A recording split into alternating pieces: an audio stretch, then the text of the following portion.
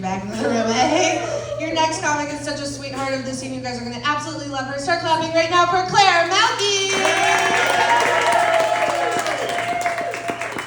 Give it up for my friend Christy, everybody!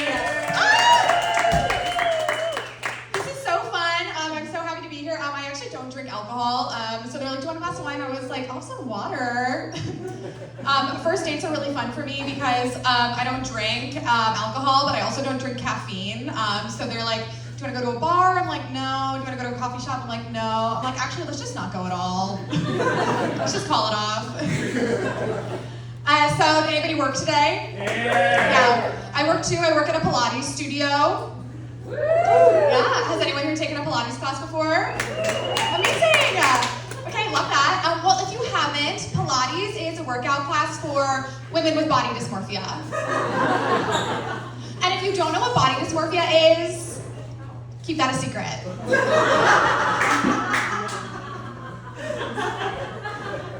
So I was just at a wedding, and my cousin was there.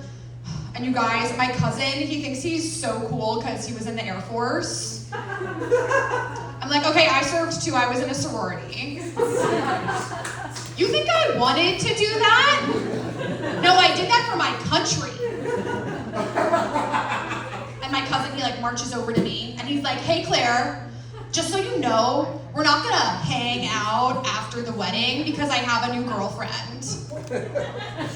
And like, just so you know, I've never hung out with my cousin. Never even considered hanging out with my cousin. I was like, ew, Kyle, we are not those kinds of white people. Yeah.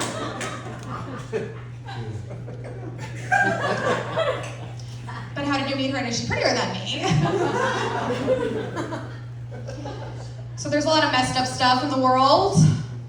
Gun violence, homophobia, Press Secretary Caroline Leavitt's botched lip filler.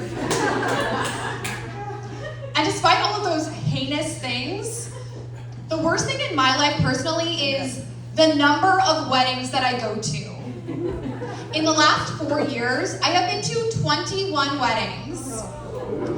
In my life, I have been to upwards of 50 weddings. I've been a bridesmaid 5 times. I've been a maid of honor. I have spent thousands of my hard-earned American dollars to go to Charleston, South Carolina on a bachelorette trip.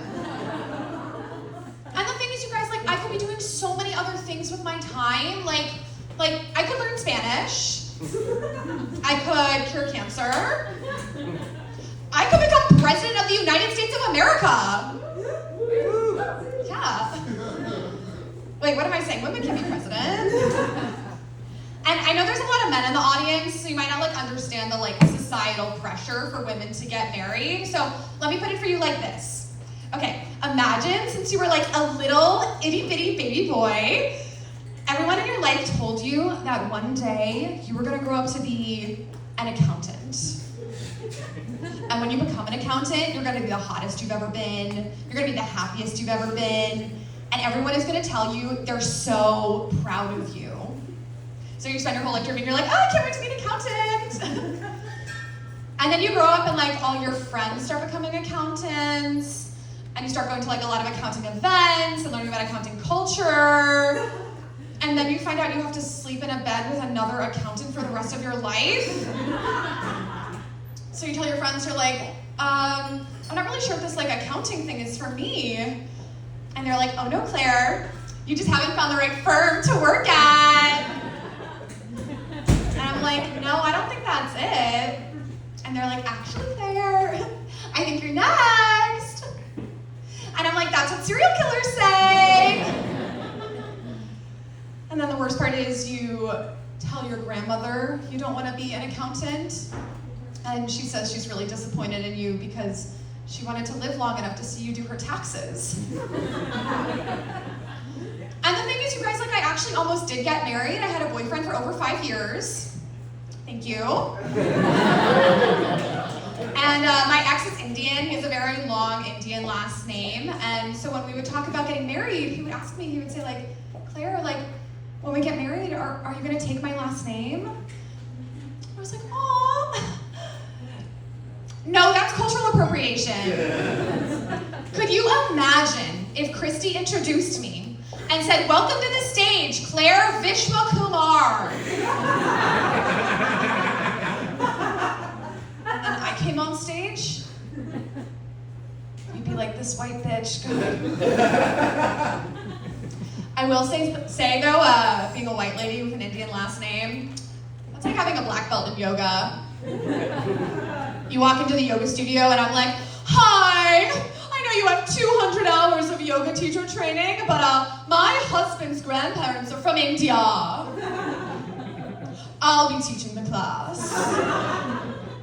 So I do work at a Pilates studio, and I've been doing this joke for a while, and the other day, this woman came in, said with her full chest, I said, "Oh, what's the name?" She goes, "Sarah Patel." And I said, "Yes, you are my queen, I love you, go after it. Sarah Patel." That is definitely not her last name. Oh, I loved it. I was like, "You don't know my joke, so it's fine." And a lot of my friends were pretty disappointed when they found out that my ex and I broke up. They weren't worried about like my emotional safety or anything. But they were like, "Oh, so there's not gonna be an Indian wedding?" I was like, "Oh, sweetie, you wouldn't have been invited. The food's too spicy for you." And like, I think about getting married a lot, and like a lot of conventional wisdom says marry someone like your father. Have we heard this? Marry someone like your father? Yeah. And like, yeah, my dad is great. He's super smart. He's really well traveled. We just don't really talk that much. Which I guess is kind of like the guys I date. So I guess I'm on my way. I am single. Thanks, Joe. But I'm like kind of on the dating apps, but they're like a little you know. Because like Hinge specifically is a lot like going to the DMV. You fill out a bunch of paperwork and no one answers your questions. But you guys, okay, some gossip. I did see my ex on Hinge. Yeah, and okay, one of the questions on his profile was, "What's the biggest risk you've ever taken?" Yeah, and his answer said, "Quitting my job in finance to take a role in tech." I'm like, changing your LinkedIn title is not a risk. Do you guys want to know the biggest risk I've ever taken? Yeah, walking alone at night. But I am trying to change my perspective on dating. I used to think dating was a lot like going to the library. Quite literally, anyone could check me out for free. And then forget about me until 3 months later when they get a text that says, "You're overdue." But now I want dating to be a lot more like going to a theme park. You have to be tall enough to go on the ride. And don't think you can make any other plans that day. And it will cost you $165 every time.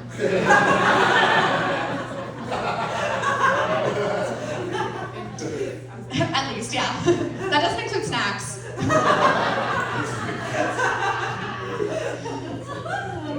Has anyone here dated a coworker before?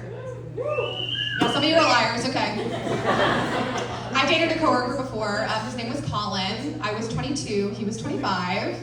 And you guys, on our first date, he told me he had a girlfriend that died in a car accident.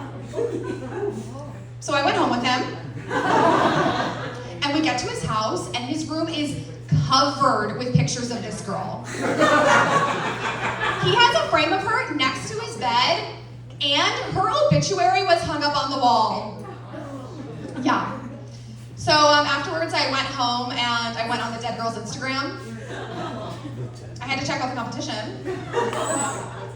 And I get to a picture from like their anniversary or something.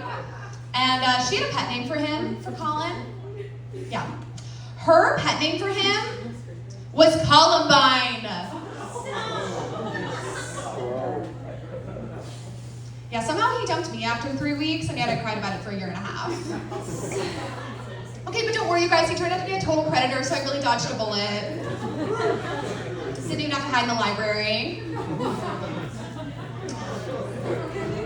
So unfortunately, I am straight. For a while, I thought I was bisexual, but that's just because I was going to open mics and hearing men's inner thoughts. Yeah. Turns out I don't like women. I just like nail polish and meaningful conversation. conversation. But I do have a terrible taste in men. Actually, my ex from high school was at the insurrection. Yeah, I did turn him into the FBI. I also turned in my cousin. He wasn't there, it just seemed like the right thing to do. All right, you all